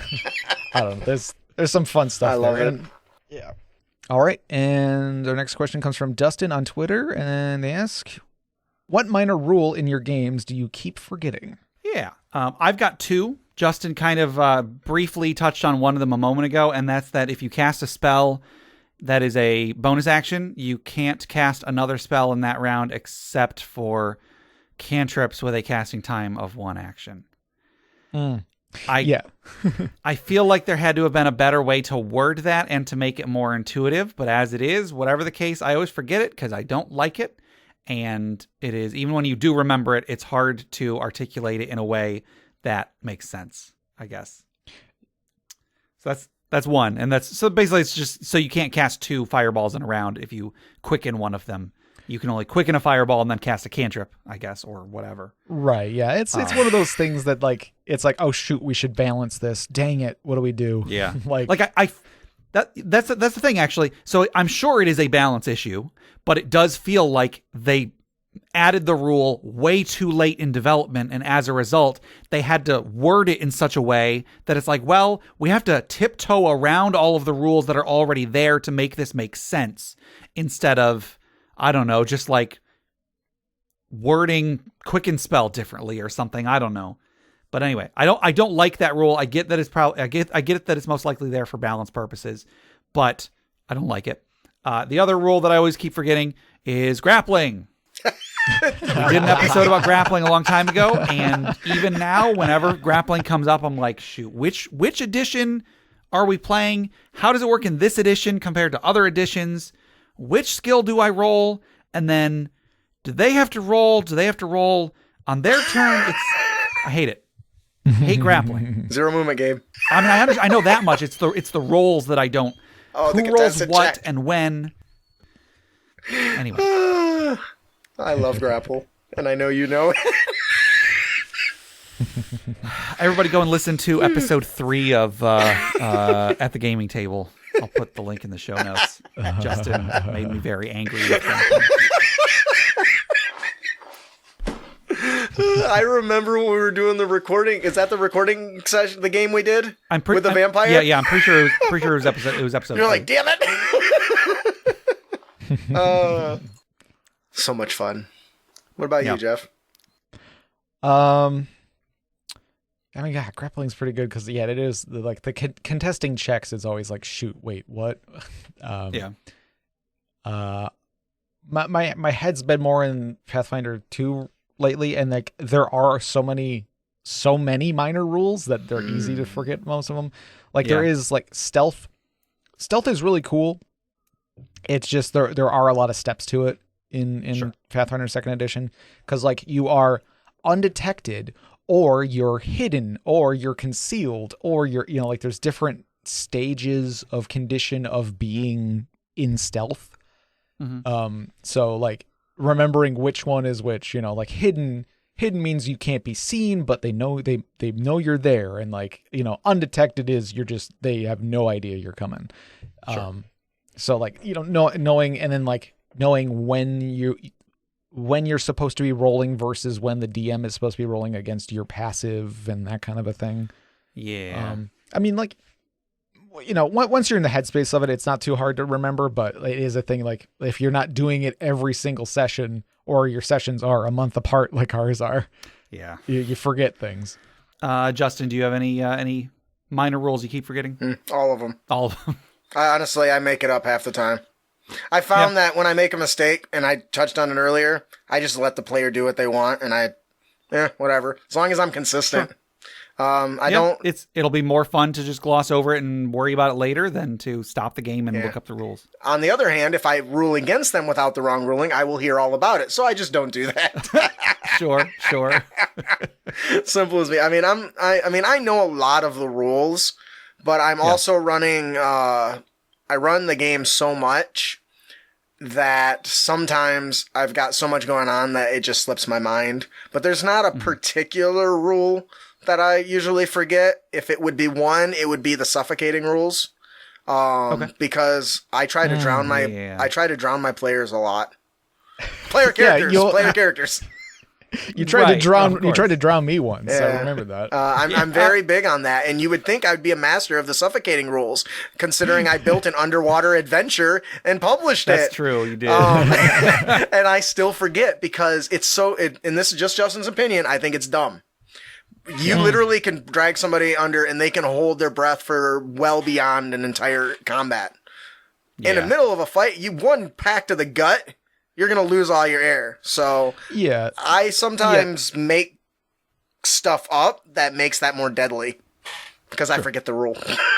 Yeah. And like this might be actually part of the rules or something like that, but yeah, I can see like there'd be like anytime you do an action, you should have to take at least like a small DC check to see like, are you going to be able to keep your breath held, swinging your sword underwater, holding your breath, like, I use concentration checks as if they were holding a spell. That works. Right. And that works. I mean, I don't stop them from holding a spell, but that to me is not a rule. And I forget that it's not a rule until somebody in one of the other games reminds me that that's not a rule. Sure. But that's more of a me issue, I guess. So Wizards of the Coast, you're wrong, and there should be concentration saves because con doesn't get enough attention as it is. So to just gloss over 100%. I think just because it's like tied to the hit points, I feel like they think that's enough, but like, there should be more. Like I remember playing 4th edition. Endurance. In 4th edition, I had a character that like a lot of stuff went off of Constitution. I thought that was really cool. Like attack modifiers or at least damage modifiers. Some of them were going off of Constitution. You were a warden, right? Yes. Yeah. I think your attack and damage was Constitution based. Sorcerers should be con-based casters, and nobody will convince me otherwise. We just talked about that a couple episodes ago. Yeah, like my idea for that was like depending on the bloodline, there should be there should be different abilities that it goes off of. Ooh, that's interesting. Yeah, that's all I get. One thing that I will add that I actually got this from Jeff is in 5th edition D&D, a ranged attack versus an attack with a ranged weapon versus a ranged attack with a melee weapon with the thrown property. Oh, jeez, it hurts me so much. And like, again, it's one of those things that like, I feel like they didn't, I don't know. Like, I can't tell if they just didn't really think it through or they did it that way because they had to balance something because like there's smite. Smite. You cannot smite with natural weapons. Yeah. That's weird. You just can't. Because a natural weapon is technically unarmed, which is not a weapon, even though in the original printing of the player's handbook, it is a weapon. It is under the weapons table. But they took it, they errated that and they took that out because it's not. They didn't want it to be a weapon. It's unarmed, which is its own category. Yeah, they did that because they didn't want people with monks multi-classing into stuff using features that they shouldn't be able to use. And I think Smite was probably one of them. But they should because it's fun because there are still ways to multi-class with Paladin and make it like the sorcerer paladin or the warlock sorcerer paladin, like that whole combination there, like that's really powerful and fun.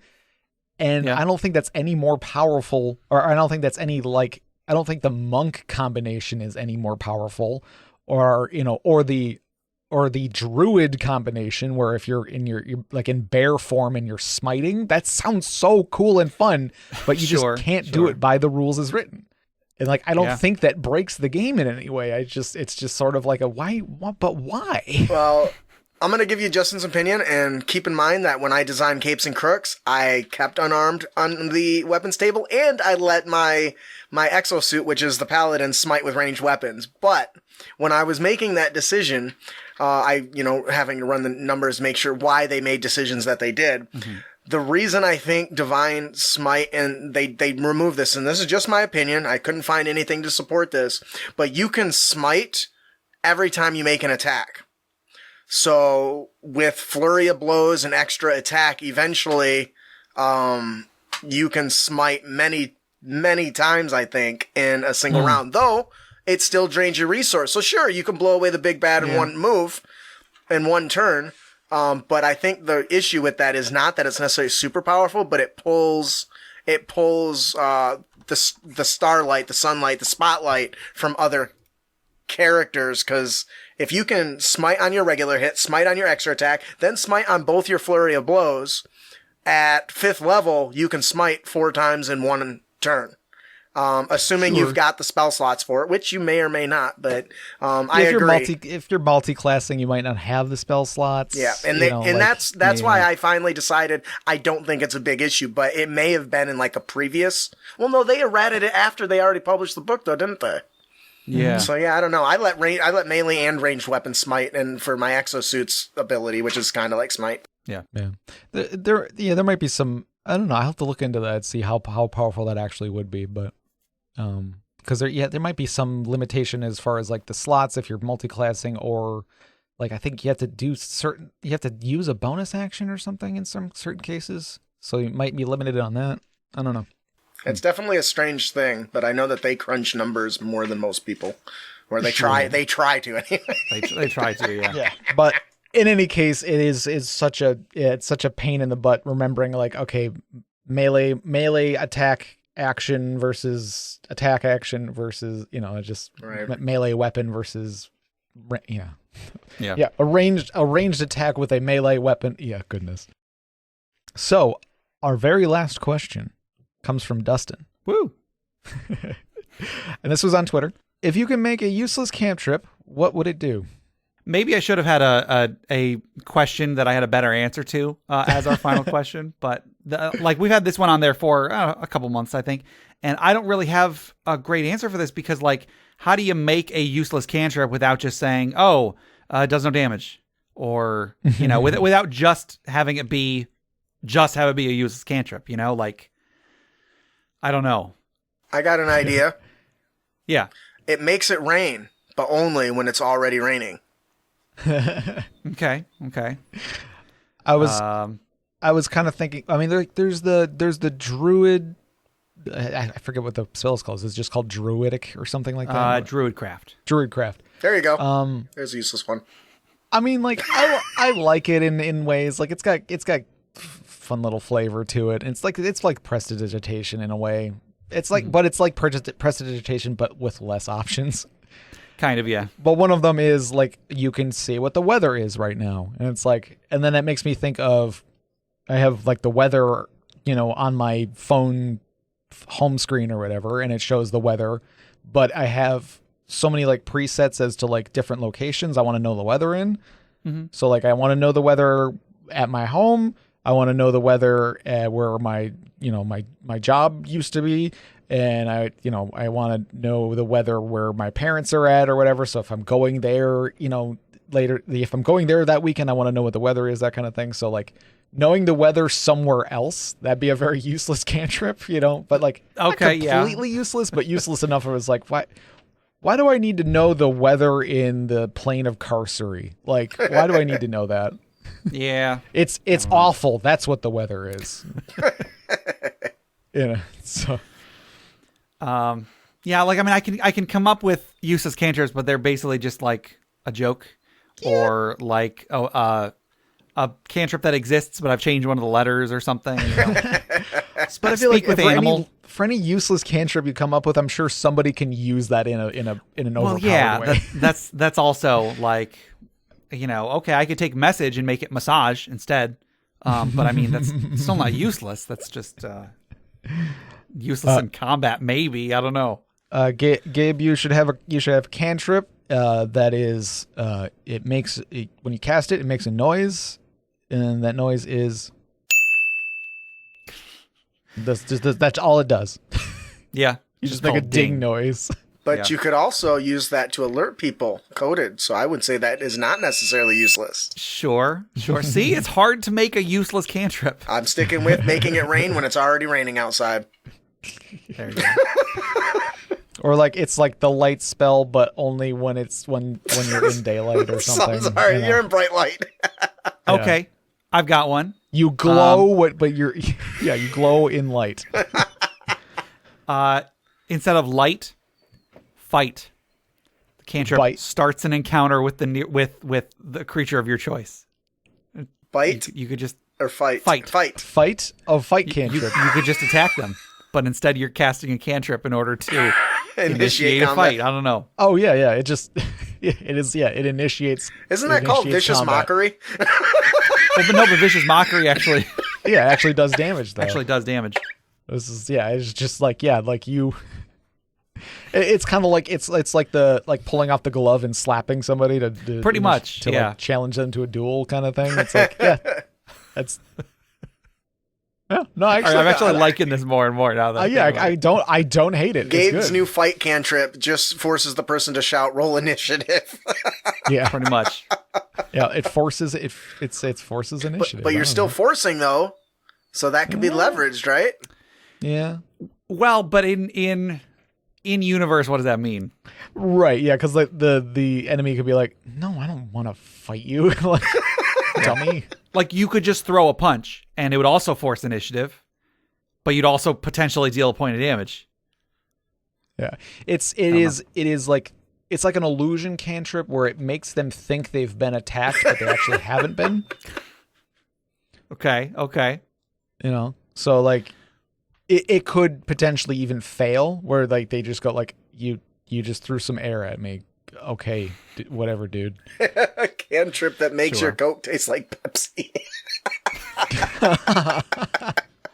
Some people would prefer that, though, is the thing. Or maybe it changes it. Whatever it is, it changes it to the other thing.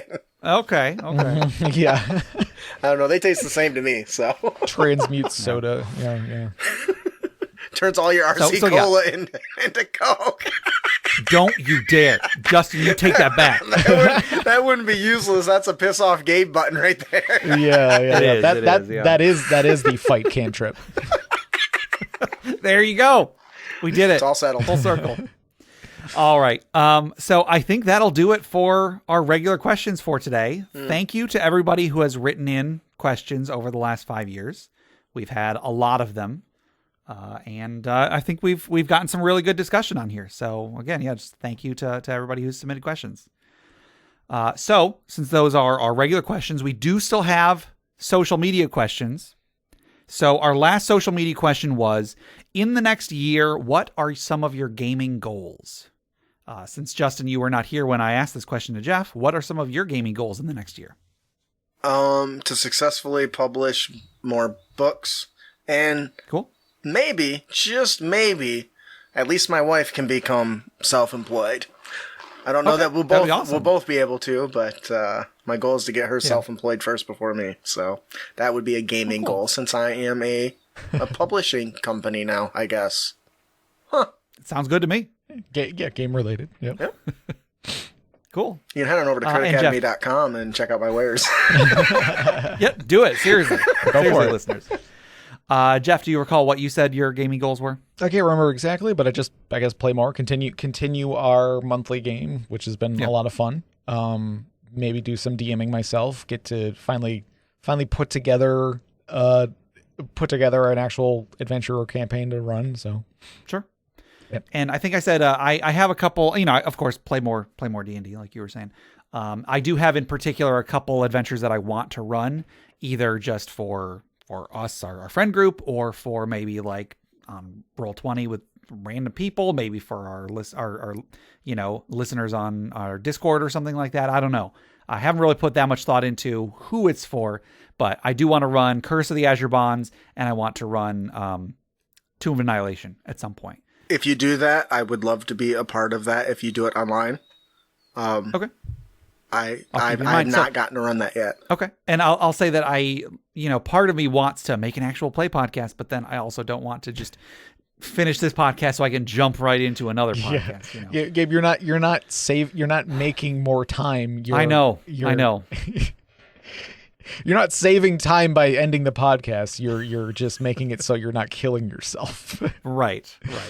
So yeah, I asked that question to our listeners as well, and I made it clear that this was the last regular social media question. We are still going to have one next week, but it's not going to be gaming related. It's going to be related to this podcast. So over on Facebook, Jake F said, hoping to complete a board gaming 10x10 challenge and maybe get back into miniature painting. Ooh. I don't know what a board gaming 10x10 challenge is, but I do want to paint some more miniatures this year as well. Dan W says, whoop all kinds of ass. I mean, enjoy the incredible game mechanics and excellent immersive storytelling of Divinity Original Sin 2. I can get on board with that. Sean M says, it'd be great to do in-person games more frequently where appropriate.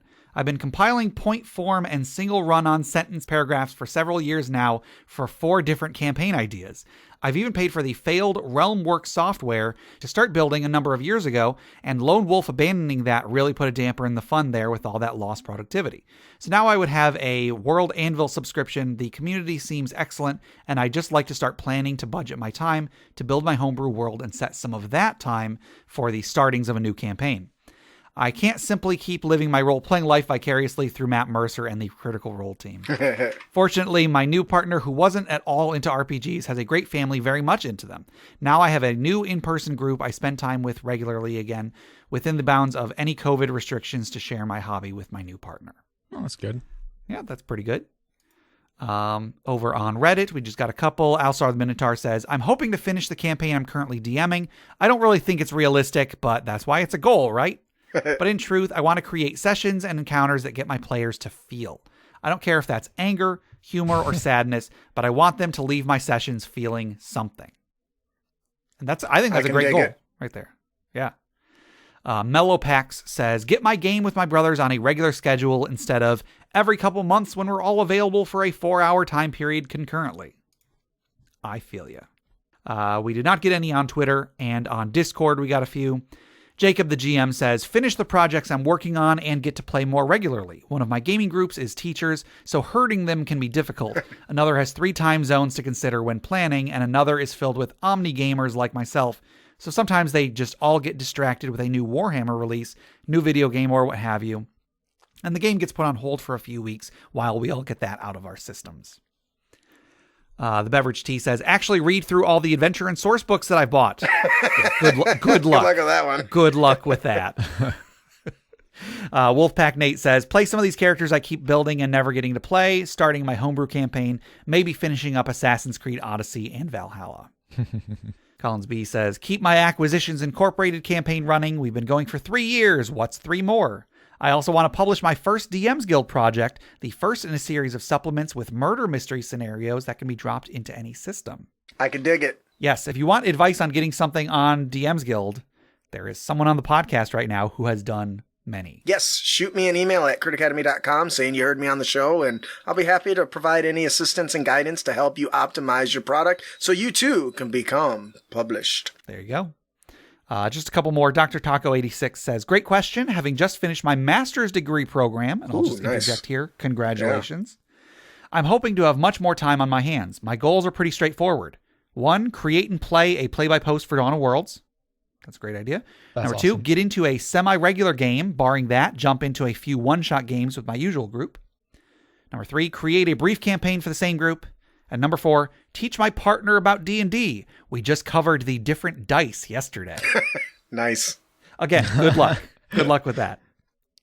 Autumn Wind says, hopefully get back into playing semi-regularly, probably as a non-caster so I can focus on role-playing with my more limited time. And then Deborah Soar says, my goal is to be more social because COVID has destroyed my socialness. I feel ya.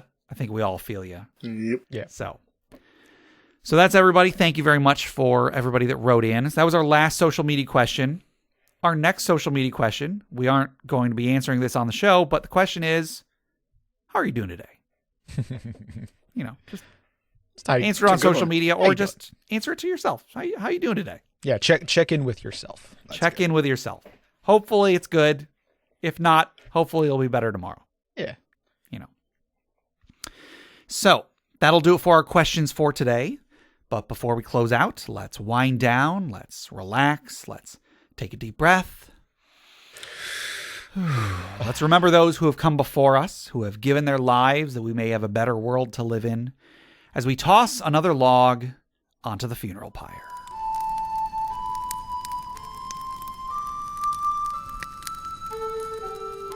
So this one is kind of a funeral pyre, kind of a retirement village. Not really retirement, but this is about my character, Ichi. Ichi died many times. This was not the last time he died. So he did go on living. In fact, he will go on living in this very story. We'll get to that in a moment. But this is probably the most memorable time that Ichi died. So Ichi was, by this point, he was a world-famous undead slayer because killed a bunch of undead, and then the members of his party went on to spread the tales of his exploits all over the world so that the attention would be directed at him rather than directed at them for all of the adventures we went on. In fact, this was after one of the adventures that I ran that Ichi was not present for, but Ichi still got credit for it because everybody knew that they were part of Ichi's adventuring party, and so they were like, yeah, no, Ichi did all of it. It was all him. So this all came to a head one day when the party was appropriately partying at the town bar Ichi's place because Ichi had put so much money into it because he had gotten so much fame and fortune, and I think by this point he had been cursed to always spend a lot of money at every drinking establishment he went to. So of course, naturally, the bar in his hometown was, had like a second or third story. It was huge. Everybody went there, whatever. So we're all partying at Ichi's place. At the gaming table, we're sitting there. It's just kind of the beginning of a regular session. And then Johnny was the DM of this session. We would switch up DMs. He had an idea for something, and he had been kind of mulling it over. He called over Chris because he wanted advice from another DM. All of us were DMs, but like he and Chris, I think, were like the two more senior DMs. So he called Chris over, and he was showing him something in the player's handbook, and he was talking. He was like, would this work? And they were talking in hushed tones over on the other side of the room. I had no idea this had anything to do with me. I was just like, yeah, no, Ichi's partying. We had some good times recently. It's all good. And then Chris and John come back to the table. They sit down, and John begins to narrate that we're having a party. We're hanging out at Ichi's place. And then he says, a bunch of people teleport into the room. Ichi, what's your touch AC? So I tell them what my touch AC is. They, I'm flat-footed, of course, because, I wasn't expecting a battle. So it was probably 10 or like 15, maybe with a ring of protection or something. And so, of course, they touch me, and then they have me roll a fortitude save. They roll a whole bunch of damage. So the fortitude save was like, I don't know, DC 50 or 60 or something I could not have made because they had cast, this enemy had cast astral projection on me, which I don't really, looking back, I don't think this is how it was supposed to work, but two of the DMs at the table conferred over it, and they came to this conclusion that they could cast astral projection on me, and I would be counted as willing, and therefore would not get a save. So they took my soul out of my body for a moment. My body was then helpless, and then one of the other enemies had a held action to perform a coup de grace on me while I was helpless. So they rolled damage. The save was the save versus, the ridiculous save that there's no way I could possibly make. They chopped my head off right then and there in the middle of the party. They then teleported away with my body and my head. Jerks. The party was able to follow them. I don't remember exactly how they did. I was dead. I didn't really care. But they teleported to this lair where all of the enemies that had just teleported in, killed me, and then teleported out were standing with what we later found out to be some sort of Faerun dragon god who had decided he needed to get the party's attention. He thought the best way to do so was to kill Ichi in a way that would be very memorable. And then he told us, while all of his people were standing on one side of the room, they were all standing on the other side of the room. He told them that this was a plan. He wanted to get our attention. He then brought Ichi back from the dead, told me to go stand along with the rest of my party, and then he told everybody in the room, I'm looking for some new henchmen. Whoever wins this fight gets to be my new henchman. And then he teleported out of there, and the fight began. Oh, man. So, needless to say, we won. However, did we, though? Did we really? So, that was one of Ichi's deaths. I think that was like number 3 or number 4. So, I guess let's raise a glass. Not to be self-congratulating. I'm not saying raise a glass in memory of me, but raise a glass in memory of all adventurers who really got screwed over by their DM because of some BS reading of the rules. Clink. All right. So, Justin, thank you very much for coming on the show. Thank you for having me. No problem. If you would like to once again tell our listeners where they can find Crit Academy, where they can find any of the other projects you're working on, where they can find you, anything, go for it. Yes, once again, I am Justin, one of the hosts of the Crit Academy Dungeons & Dragons discussion show. You can find us at critacademy.com. Follow us on all social media. I'm even hot on TikTok, which is for the younger kids, I guess. You can follow me on Facebook, Twitter. YouTube is a primary platform. We also have a Discord channel. You can come join us there. We're always talking D&D, and we've always got nice little posts and things that you can include in your game, whether it's an encounter here or there, magic items, whatever it is. We've always got some good resources for you. So consider following us and getting some of that free, sweet, sweet fat loot. There you go. So since this is our last normal episode, I guess I'll do the outro a little bit differently. I do want to just extend a huge thank you to everybody who has listened to the show, everybody who has patronized us in the past. Justin, I want to thank you for coming on the show. I think you've been on the show 5 times at this point. Thank you. Thank you for all of the work that you did to help promote our show. Not that we were ever super popular. I think for the majority of the time we've been around, we were the least popular show on the Crit Nation Fellowship, I think, for a while. Whatever the case. Which I don't understand, man. Your content is amazing. It's fun to listen to. You guys do engaging conversations. Well, thank you. Whatever the case, I guarantee we are more popular than we would have been had you not extended the olive branch to bring us into the fold and make us part of the Crit Nation Fellowship. So a huge thank you to you. I can't express how thankful I am that you've been around and you've been such a huge help to us. Well, thank you guys for making such an amazing content. I've gotten a lot of amazing ideas and a lot of thinking moments on my mower and while I was doing the dishes and stuff over the conversations. There was one particular that sticks in my mind, and that was the forging of a magical axe that eats stuff.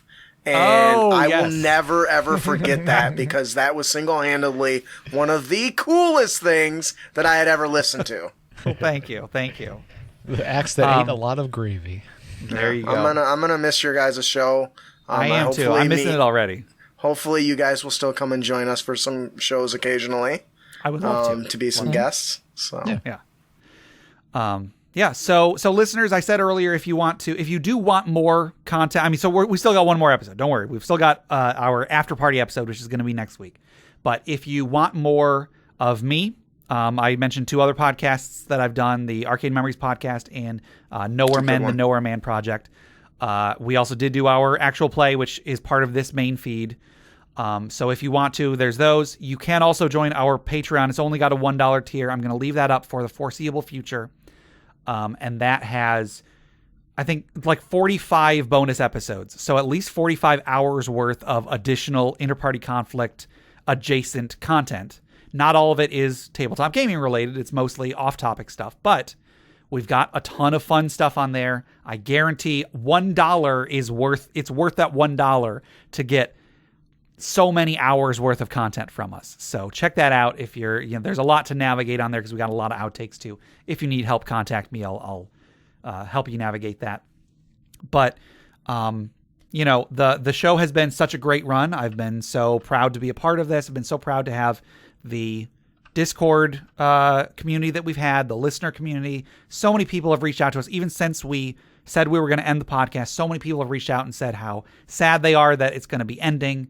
And that means a lot to me to hear that all these people enjoy this thing that we make and that they're going to miss it. I'm going to miss it too. I guarantee this isn't going to be the last thing that we do podcasting wise. I'm sure I'll be putting out something. I'm sure Jeff will have some hand in it as well. So stay tuned, I guess. We've like I said earlier, I'm going to keep up the email address. The Discord is going to be there. As long as there are people on it, I'll keep the Discord up. So you can always reach out to us. You can always contact us. If you do want to continue to listen to the show, it's going to stay up on the main feed. The reason I'm keeping the Patreon up with the $1 tier is just I do plan on keeping it hosted for the foreseeable future. Our hosting fees and domain fees cost about $150 a year. So I'm happy to pay that for at least a few years if I have to. But if anybody wants to just throw us $1 a month, $15 a month would cover all of that, So if anybody wants to help out and get a ton of stuff in return, that's how you can do it. You can still tell friends about us. Like I said, our episodes are still going to be up. You can still go and listen to them anytime you want.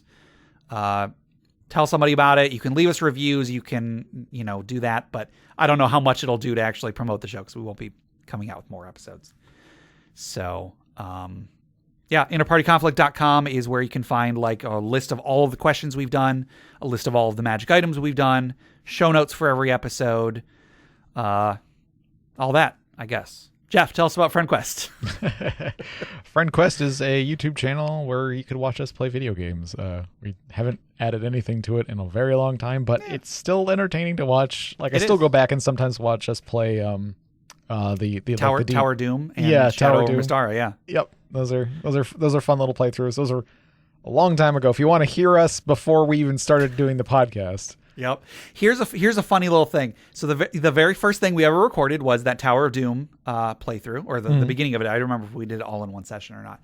But at the time, because I also knew that I wanted to do a podcast too.